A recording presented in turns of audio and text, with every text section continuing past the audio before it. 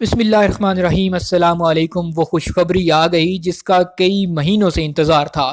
الحمدللہ سعودی عرب نے پاکستان سے براہ راست پروازوں کی اجازت دے دی ہے۔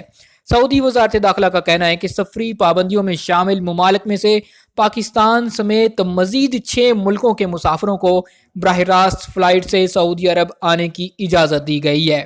حوالے سے آپ کو بتاتے چلیں کہ ایس پی اے سعودی پریس ایجنسی کے مطابق پاکستان، انڈیا، انڈونیشیا، برازیل، مصر اور ویتنام سے آنے والوں کو اب کسی بھی دوسرے ملک میں 14 دن قیام کرنے کی ضرورت نہیں ہوگی اور وہ براہ راست سعودی عرب کا سفر کر پائیں گے۔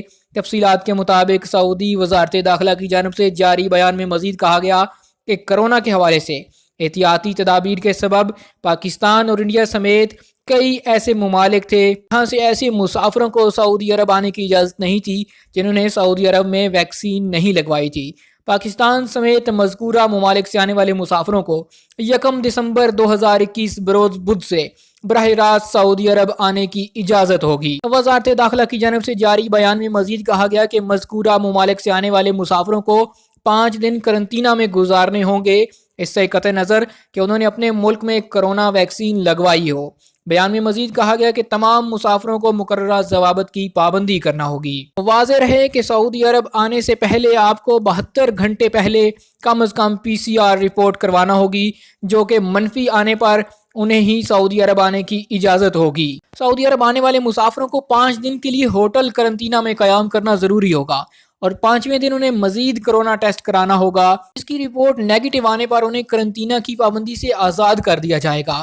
مذکورہ ممالک سے آنے والے مسافروں کو سعودی عرب آنے کے بعد یہاں فراہم کی جانے والی کرونا ویکسین کی بوسٹر ڈوز لگائی جائے گی۔ سعودی عرب کے ضوابط کے مطابق یہ لازمی ہے کہ سعودی عرب پہنچنے سے پہلے وزارت داخلہ کے ڈیجیٹل پلیٹ فارم ابشر کے قدوم پورٹل پر رجسٹر کرایا جائے، جس میں ویکسین کی تفصیلات درج ہونا چاہیے، جن میں ویکسین یافتہ اور غیر ویکسین یافتہ کی وضاحت کی جاتی ہے۔